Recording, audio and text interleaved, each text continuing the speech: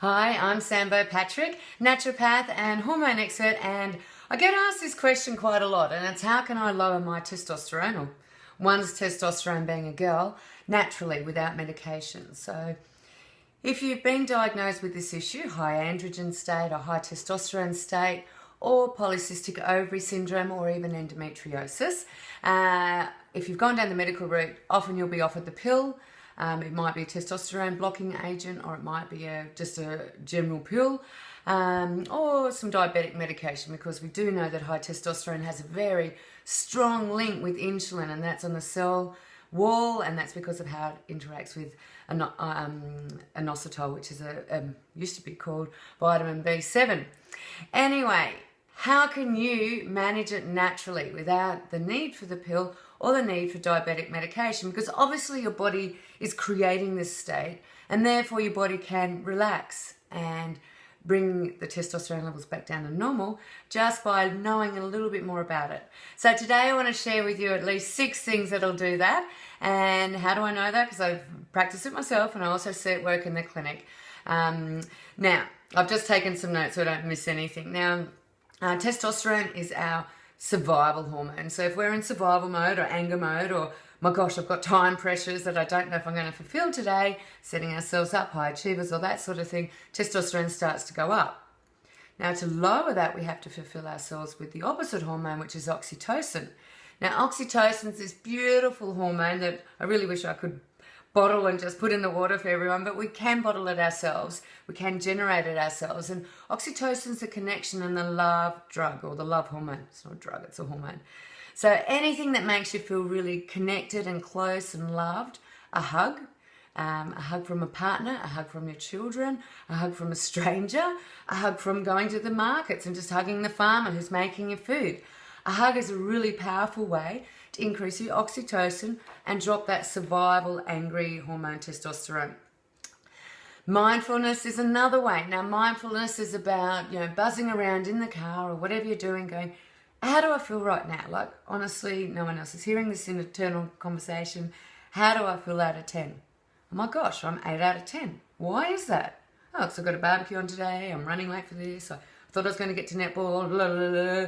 So that mindfulness, paying attention to where our mind is at. And if it's not in the current moment, and if it's generating all this stress, this unnecessary stress, we just need to be mindful to just go, I don't need to do this. Let me just bring this back down to 0 out of 10. It's a day off. No one's dying. What am I doing? So that's called mindfulness, and that will drop your testosterone levels. The third way I'm really keen on is food combining. Now, testosterone does have an intricate role to play with glucose and insulin, and if we do both at the same time, like push our testosterone and our insulin up, really bad. So we've got to be mindful of things that push insulin up and not do it when we're stressed, or not have them on their own if we're prone to high testosterone levels.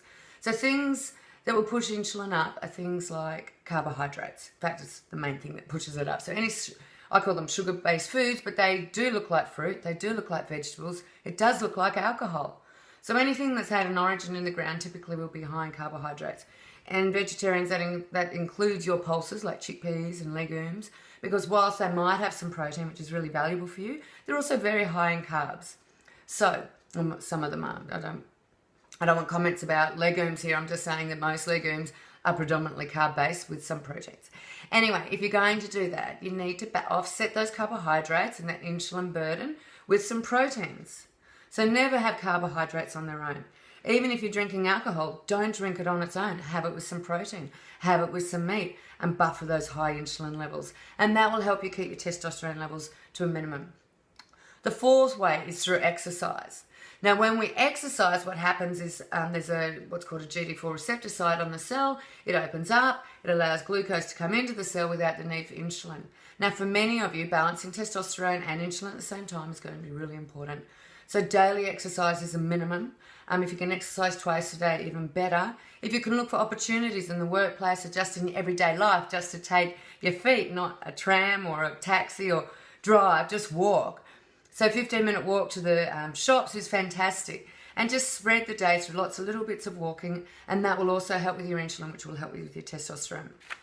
Back to my notes. There are lots of supplements. That's what I specialise in, as well as the other stuff I'm telling you. So see someone that knows. Don't go into a health food shop or supermarket, goodness forbid, and just start going, oh, I need this glucose balance, I need this, because you'll end up on 6 tablets and they may not be necessary. So just putting that in about supplements. Green light activities. So the fifth thing that I'm really keen for is for guys and girls, but particularly girls, to fill your own cup. Now, we do that through things called green light activities. Now, green light activities are where you just lose your soul and have no idea of time. And you put in 60 minutes, but you get the 60 minutes out. And you also get another 30 minutes someone else to play with, because green light activities make us sharp, make us relaxed, means that we don't need less sleep. Now, some of these activities, and I'm not too sure, I've got other clips about this, it's something I share with clients when they come to me. Green light activities include things like going to the markets, having a massage, doing yoga, listening to music, turning the music up and cooking. How fantastic is that? Going to the markets, I think I've said that a couple of times, seeing a chiropractor. Just attending to something for yourself, doing art, scrapbooking, where you just lose time. Green light activities, and they'll lower your testosterone. And the other way, which I think is really cool, is if you've got a pet. And if anyone's got a pet, mine's not here on cue, which is a shame, but she's this cute little thing called a Maltese poodle or a moodle. And every time I hug her, she's just so fluffy, and I can feel my stress just dissipating and my testosterone lowering. So there's some really cool ways. There's 6 ways that you can lower testosterone without medication. I've got plenty more where that came from, but they're the big ones. So start practicing them today. Oh, I've just thought of a bonus one, which is really important for us girls, and that is to feminize ourselves. Now, I've got a wee little trinket on that my daughter gave me, earrings. This is a Sunday, I'm doing work, but I felt the need to look a little bit girly, a little bit sexy, and when we wear dresses and when we do these things, and not just wear tracksuit and Ugg boots, which I do my share of, don't worry, but when we feminize ourselves, our masculine hormone goes down. So I call it refeminizing, and that's probably bonus tip number 7. Refeminize yourself today, girls. Buy some flowers, do your hair, and have a wow of a time. Anyway, I hope that's useful. Share with some girlfriends. Bye for now.